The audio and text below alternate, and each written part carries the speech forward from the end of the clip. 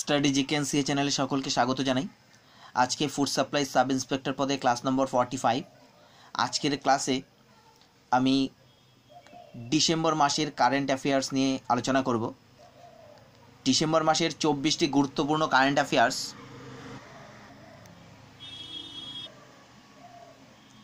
যা food supply sub inspector পদের পরীক্ষার জন্য ভীষণভাবে গুরুত্বপূর্ণ। আর আগামীকাল আমি নভেম্বর মাসের গুরুত্বপূর্ণ কারেন্ট অ্যাফেয়ার্স নিয়ে আলোচনা করব। তাহলে বন্ধুরা ভিডিওটি অবশ্যই প্রথম থেকে শেষ পর্যন্ত ভালো করে দেখবে। আজকের প্রথম প্রশ্ন, 2018 সালে G20 সামিট কোথায় অনুষ্ঠিত হয়েছে? 2018 সালে G20 সামিট আর্জেন্টিনার বুয়েনোস শহরে অনুষ্ঠিত হয়েছে। 2 নম্বর প্রশ্ন, সম্প্রতি ফিল্ম ডিরেক্টর মৃণাল সেন মারা গেলেন, তিনি কবে পদ্মভূষণ সম্মান পেয়েছিলেন? ভীষণ গুরুত্বপূর্ণ একটি প্রশ্ন। ফিল্ম ডিরেক্টর মৃণাল সেন তিনি 1983 সালে পদ্মভূষণ সম্মান পেয়েছিলেন। মৃণাল সেনের জন্ম ফরিদপুরে, বর্তমানে এটি বাংলাদেশে অবস্থিত। তার কয়েকটি বিখ্যাত ফিল্ম রাতভর, নীল আকাশের নিচে, 22শে শ্রাবণ, পদাতিক, মৃগয়া ভীষণ গুরুত্বপূর্ণ। এগুলি থেকে প্রশ্ন অবশ্যই আসবে। আর প্রথম প্রশ্ন ছিল G20 সামিট 2018। তো এই যে G20 সামিট এটি 13তম, এটা মনে রাখতে হবে যে 13তম G20 সামিট অনুষ্ঠিত হয়েছে আর্জেন্টিনায়। 3 নম্বর প্রশ্ন, ভারতের মুখ্য বক্সিং কোচ হিসেবে কে নিযুক্ত হলেন? সঠিক উত্তর, ভারতের মুখ্য বক্সিং কোচ পুরুষ বক্সিং কোচ তিনি হলেন CA কুট্টাপ্পা।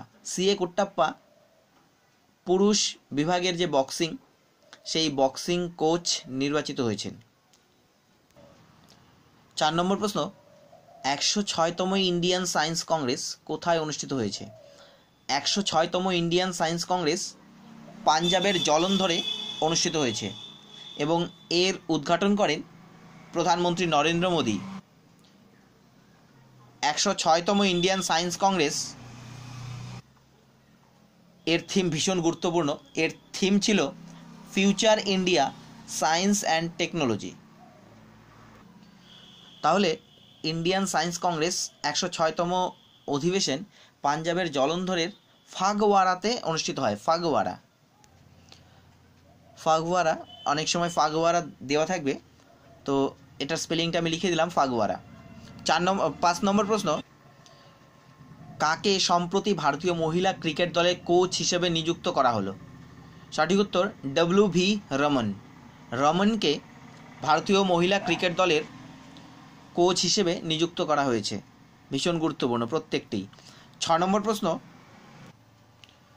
গোয়া কত তারিখ তাদের মুক্তি দিবস হিসেবে পালন করে?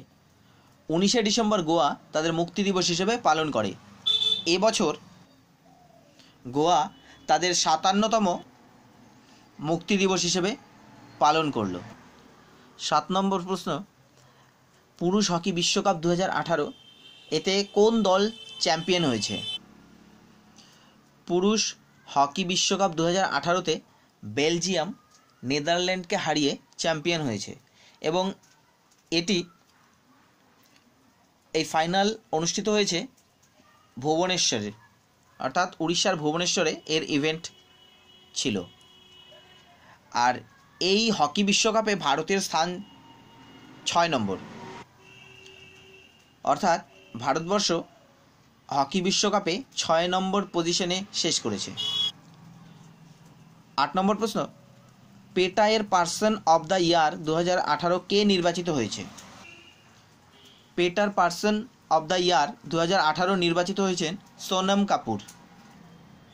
পেটার ফুল ফর্ম হচ্ছে people for the ethical treatment of the animals. People for the ethical treatment of animals.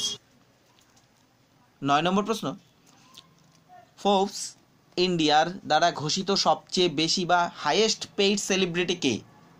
সবচেয়ে হাইয়েস্ট পেইড সেলিব্রিটি হলেন সলমান খান। 10 নম্বর প্রশ্ন, দিল্লিতে কলা উৎসবের আনুষ্ঠানিক উদ্বোধন কে করেন? দিল্লিতে কলা উৎসবের আনুষ্ঠানিক উদ্বোধন করেন প্রকাশ জাভড়েকর। 11 নম্বর প্রশ্ন, সম্প্রতি পশ্চিমবঙ্গের একজন ডেপুটি স্পিকার মারা গেলেন, তার নাম কি? সম্প্রতি পশ্চিমবঙ্গের যে ডেপুটি স্পিকার মারা গেলেন তার নাম হচ্ছে হায়দার আজিজ সাফভি। তিনি 2016 সাল থেকে 2018 ডিসেম্বর পর্যন্ত ডেপুটি স্পিকার ছিলেন। 12 নম্বর প্রশ্ন, এনসিএসটি এর সেক্রেটারি হিসেবে কে নিযুক্ত হলেন? সঠিক উত্তর, এনসিএসটির সেক্রেটারি হিসেবে নিযুক্ত হলেন অশোক কুমার সিং। এনসিএসটি এর ফুল ফর্ম হচ্ছে national commission for scheduled tribes. 13 নম্বর প্রশ্ন, কোন রাজ্য সরকার স্মার্ট প্রজেক্টের সূচনা করল? স্মার্ট প্রজেক্টের সূচনা করল মহারাষ্ট্র সরকার। 14 নম্বর প্রশ্ন, নীতি আয়োগের প্রিন্সিপাল সেক্রেটারি হিসেবে কে নিযুক্ত হলেন? নীতি আয়োগের প্রিন্সিপাল সেক্রেটারি হিসেবে নিযুক্ত হলেন অনিল শ্রীবাস্তব। ভীষণ গুরুত্বপূর্ণ প্রশ্ন। 15 নম্বর প্রশ্ন, মিজোরামের বর্তমান মুখ্যমন্ত্রী হিসেবে কে নির্বাচিত হয়েছেন? মিজোরামের বর্তমান মুখ্যমন্ত্রী হিসেবে নির্বাচিত হয়েছেন জোরামথাঙ্গা। তিনি মিজোরামের পঞ্চম মুখ্যমন্ত্রী। 16 নম্বর প্রশ্ন, কোন রাজ্য সরকার শিক্ষা সেতু মোবাইল অ্যাপের সূচনা করল? শিক্ষা সেতু মোবাইল অ্যাপের সূচনা করল হরিয়ানা সরকার। 17 নম্বর প্রশ্ন, নীরেন্দ্রনাথ চক্রবর্তী কোন ক্ষেত্রের সঙ্গে যুক্ত? ভীষণ গুরুত্বপূর্ণ একটি প্রশ্ন। নীরেন্দ্রনাথ চক্রবর্তী তিনি একজন বিখ্যাত কবি ছিলেন। তিনি সম্প্রতি মারা গেলেন। তার সম্পর্কে এক্সট্রা কিছু তথ্য আমরা জেনে নেব। প্রথমেই তিনি সাহিত্য একাডেমি অ্যাওয়ার্ড পেয়েছেন 1974 সালে। মনে রাখতে হবে 1974 সালে তিনি সাহিত্য একাডেমি অ্যাওয়ার্ড পেয়েছেন তার বিখ্যাত কবিতা উলঙ্গ রাজার জন্য। এছাড়াও তার বিখ্যাত কিছু কবিতা হলো সময় বড় কম, অন্ধকার বারান্দা, সাদা বাঘ। পরের প্রশ্ন 18 নম্বর, ভারতের 25তম হাইকোর্ট কোথায় গঠন করা হবে? সম্প্রতি অন্ধ্রপ্রদেশ সরকার অমরাবতীতে 25তম হাইকোর্ট গঠন করার কথা ঘোষণা করল। 19 নম্বর প্রশ্ন, কোথায় ইন্টারন্যাশনাল ক্যামেল ফেস্টিভ্যাল অনুষ্ঠিত হলো? সম্প্রতি রাজস্থানে বিকানিরে 26তম ইন্টারন্যাশনাল ক্যামেল ফেস্টিভ্যাল অনুষ্ঠিত হলো। 20 নম্বর প্রশ্ন, সম্প্রতি অটল বিহারী বাজপেয়ীর স্মৃতিতে প্রধানমন্ত্রী নরেন্দ্র মোদী কত টাকার স্মারক মুদ্রা প্রকাশ করেন? সম্প্রতি অটল বিহারী বাজপেয়ীর স্মৃতিতে প্রধানমন্ত্রী নরেন্দ্র মোদী 100 টাকার স্মারক মুদ্রা প্রকাশ করেন। 21 নম্বর প্রশ্ন, সবচেয়ে দ্রুত 200 টেস্ট উইকেট প্রাপ্ত বোলারের নাম কি? সম্প্রতি একজন বোলার যিনি 200 টেস্ট উইকেট পেয়েছেন, সেই দ্রুত 200 টেস্ট উইকেট প্রাপ্ত বোলারের নাম হচ্ছে ইয়াসির শাহ। তিনি পাকিস্তানের ক্রিকেটার। 22 নম্বর প্রশ্ন, ভীষণ গুরুত্বপূর্ণ আরেকটি প্রশ্ন, ব্লু ওয়াটার আহয় বইটির লেখক কে? ব্লু ওয়াটার আহয় বইটির লেখক অনুপ সিং এবং বইটির রিলিজ করেন অ্যাডমিরাল সুনীল লানবা। এতে 2001 থেকে 2010 সাল পর্যন্ত ইন্ডিয়ান নেভির হিস্ট্রি রয়েছে। 23 নম্বর প্রশ্ন, hand in hand 2018 joint exercise অনুষ্ঠিত হয় কাদের মধ্যে? হ্যান্ড ইন হ্যান্ড এক্সারসাইজ হয়েছে ইন্ডিয়া এবং চায়নার মধ্যে। 24 নম্বর প্রশ্ন এবং শেষ প্রশ্ন,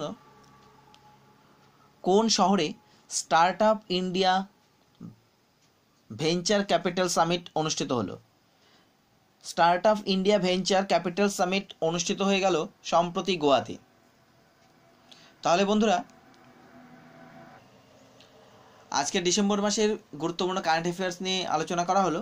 আগামীকাল নভেম্বর মাসের গুরুত্বপূর্ণ কারেন্ট অ্যাফেয়ার্স নিয়ে আলোচনা করব। ধন্যবাদ।